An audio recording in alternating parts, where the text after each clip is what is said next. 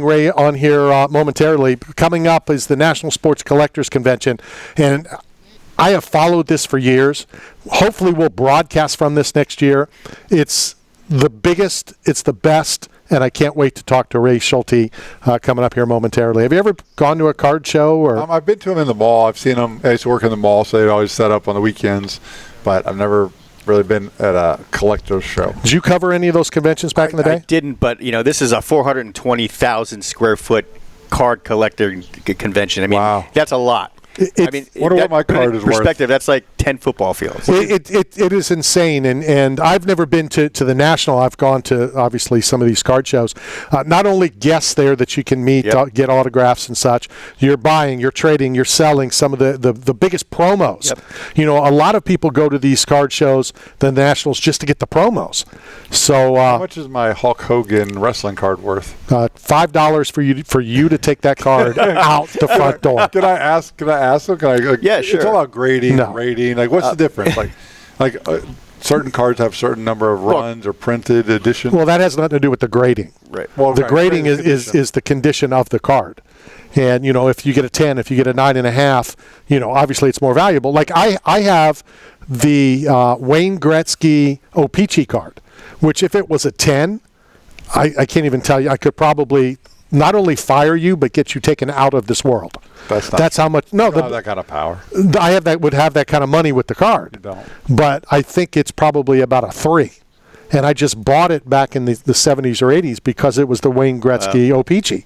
Just to own it was cool. So it is all about grading. Now, the value of it comes down to, run and grading and all that kind of stuff. Well, I think the Paul brothers have got into Pokemon cards, and they wear like the most exclusive. It's like $175,000 he wore. Yeah, in the middle, like in a medallion around the neck. I know a guy in Houston, Texas, who he was. This is going back. He had a baseball card collection. He was working at a club, and he wanted to buy the club, and he didn't have enough money for it. And he went and he sold his baseball card collection, and he bought the club, and now he owns several of them around the country. Wow. And it's a publicly traded company now, too. And he did it with his baseball card collection.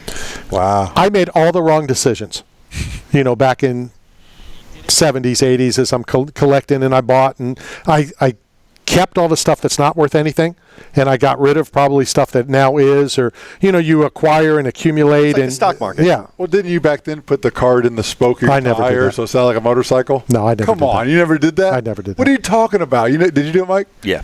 Yeah, we all did it. All the cool kids did it. All right, I'm not cool. We know that. Yeah. We can tell. I'm okay with that. Yeah. I'm okay with that. But I'm so cool that I gave away a Bo Jackson rookie autograph card. Gave it away. Wow. How about that? That is cool. I mean, that's like all my tap out and my affliction shirts. You get them and I'd give them right away. Yeah. Especially the kids that, or not even kids, but even young adults who couldn't afford an $80 T-shirt. I'm like, here you go, dude. Like, really? And you see their face lights up because I was getting them for free. I can't wear all of them on all my shows. Anyway, it's not just cards, but they're also memorabilia. Yeah, right. What do you think the highest selling memorabilia will be this year at this convention? What do you think? Jesus Christ sandals. I used to here's the background. I know the look. So I would have athletes on, and I would always ask, "Do you collect anything?" And so a friend of mine, former Buccaneer, Leonard Wester, said, "I don't collect anything. I don't want. And I would always well, got to be something. So Leonard, who went to school after he retired from the NFL to be a clergy or a minister or a priest or whatever. So I knew he was religious because he's one of the few people that I would be okay talking a little bit of religion, because anytime two different religions talk, one religion tries to cram it down their throat. And I'm of a non-religious whatever, and I don't want to hear about it. And Leonard respected that. I said, no, come on, dude, it's got to be something. And he goes, all right, Jesus Christ sandals. It is without a doubt the greatest answer ever. All time. Ever. Because you had no comeback for that. I'm like, yeah, that would work. Yeah, the best collectible of all time. The other one similar to that, I would always ask the athletes, if you were on Survivor, what would your luxury item be? Now, my former co-host almost went on Survivor, and I can't tell you what her luxury item would be, but that's why she almost went on Survivor. Rondé Barber said a canoe to get off the freaking island. Now, I don't watch Survivor, so what is the concept of the luxury item? It could be, suntan lotion. It could be just something that if you got one luxury item, what would it be if you're going in the middle of the jungle? Like I said to my wife earlier before. I would get mosquito. Get off. Spray. Yeah. I said, what's the object of Naked and Afraid? Oh, my God. Which is another show. I wouldn't want to do it naked just because of sun. I'm already getting old. And bugs and like snakes and stuff. Like there's so many things out there that people don't realize.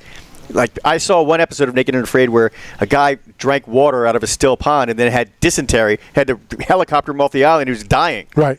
I'm like, you don't think about these things when you're just, it'd be cool to go on that show. And you were talking about memorabilia, at the National. There's all sorts of memorabilia, whether it's movie memorabilia, whether it's UFC, football, baseball, basketball, and some stuff. Like I had a pair of Lou Brock 118 Converse sneakers that I didn't think anything about it. I was bat boy for the Cardinals, and we all got a pair. And somebody offered me like stupid money for it, and the only thing stupider was I said no. You're from St. Louis? No. Oh, but you were bat boy for the Cardinals? He was there once, so he said the Cardinals trained in St. Pete. Oh, okay. And so I was the bat boy for the Cardinals for 2 years in spring training, and the St. Pete Cardinals, which were here, which had Tommy Herr, played here. Glenn Brummer played here. Who's the big agent?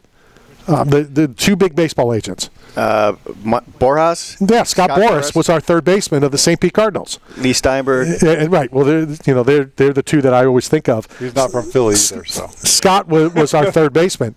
And so in 1999, I'm at the All-Star game in Boston, and we're going to the after party as my son is in the hospital having surgery, which I didn't know about. And Scott Boras is standing in front of me. I'm like, it's just a small world. Yeah, it is. Just a small. Is that where you're from, St. Louis? Or? No, my kids live there. Okay. But I'm from Jersey and spent most of my time in New York City. So, interesting fact about St. Louis, they have the chess museum there. Mm-hmm. It's amazing. Have you been there? They have all the pieces from around the world. Like every country has marble and carvings of chess. The reason I bring that up is because Mark Hunt, UFC fighter, former, is in the top 1% of chess players around the world. Really? Yeah. So is Ryan Jimmo. Remember him? Yeah. He was a chess player too. Really? He was a master. A chess master. There's actually a great documentary on Netflix. It's called The Queen's Gambit. Oh, it's great. It's not a documentary. It's a series. It's a series. It's amazing. So yeah, it's really good. Yeah. It's the Queen's Gambit. But I think a lot of UFC fighters love the puzzle pieces of the jiu-jitsu because it's like more of a sensation and a offense defense and constant moves ahead and thinking. That's what Renzo Gracie always says. Is jiu-jitsu is a game of chess. Yeah. You're always thinking two heads move, two heads. Two moves ahead. Ricky Rocket plays chess. Oh, Ricky Rocket plays chess. He could be the greatest icon of all time. He could be He could be a legend. He is. He's bigger than a legend. He's an icon. He's an icon. If Randy Harris is a legend, I'm following his footsteps at the Iron Gwazi. That guy's an icon. Let's give it up to Ricky Rocket. So if either one of you could get any piece of memorabilia, as we're talking memorabilia, as we're trying to get a hold of Ray, what is something? I want a Ricky Rocket rash guard. All right, remember that. Ricky Rocket rash guard. Okay. RRRG. Remember that. I want Reggie Jackson's sunglasses from the 1977 World Series. Why? Because he hit 3 home runs in one game. And the glasses, like those. Yeah. Well, they were prescription, but they were always shaded. I was a big Yankees fan when I was a kid. Man, I worshipped all those guys. Greg Nettles, Mickey Rivers, Catfish Hunter, Goose Gossage. Really? Is he a Yankee, Ron though? Guidry. Really? You're going to call Catfish a Yankee and not an Oakland A? Well, I was young, dude. I was under 10 years old. What about the greatest Yankee of all time? Number 23. Yeah. Hailing from the great state of Indiana. Yep. You can't... Yeah, all right. Donnie Baseball. That's right. Don Mattingly. Oh, yeah. Never got a ring, but is he Hall of Famer? He stinks. Obviously not. No, I'm asking a Yankee legend over here. Like, what do you think? Is Don Baseball a Hall of Famer? He doesn't even know who he is. I know who Mattingly is. Everybody knows who Donnie Baseball is. I mean, I don't know, man. Not a Hall of Famer. Well, obviously not, because he's not in the Hall of Fame. Like, that's the most obvious question. Is he a Hall of Famer? And he's not in. Yeah, I do want to ask you this, as we are trying to get a hold of Ray.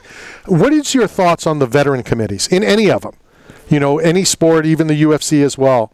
Are you okay with a veteran committee that is going to put an athlete in the Hall of Fame 30-some years after he retired or they retired? Yeah, I'm okay with that. See, I have a problem with it. I don't like it. Because you should get in then. Your stats speak for your. So for what themselves. happens when Pete Rose gets put in? He won't ever get put he in, better get and he in. doesn't deserve to be in. Oh, we're going to strong arm him. When he dies. Pete Rose will never go in. Greatest will do it. And here's my reasoning What for if the that. veterans put him in?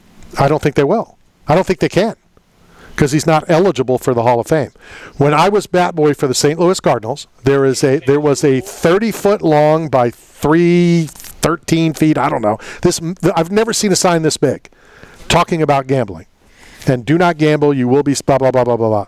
The problem with Pete Rose, in my opinion, if Pete Rose would have bet on the Cincinnati Reds every game, I would have no problems. Right. My problem is he bet on the, and I'm making this up, I don't know the exact days, but he bet on the Reds Monday, Tuesday, Wednesday, didn't bet on the Reds on Thursday, and then came back on Friday. He's the manager. Yeah. He's saying, I don't think the Reds are going to win on Thursday, and he's telling his bookies or whoever he was using, allegedly, so I don't get sued. Can I finish? Yeah. So I don't get sued, allegedly, and all that stuff. He's telling his people, bet against the Reds on Thursday.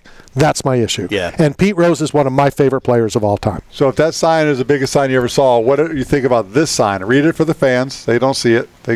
Boxing should be taught in school. Changed my mind. Yeah. I told my 4-year-old to punch somebody. My 4-year-old granddaughter, not mine. All right. You know, I picked her up yesterday. She goes, Robert, I had a great day. Nobody hit me and nobody bit me today.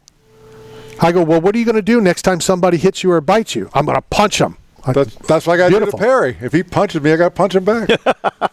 That's the same thing. Eye for an eye, Randy. Tooth for a tooth. That's how we live in this world. Not if that's the agreement. That's the way we were taught.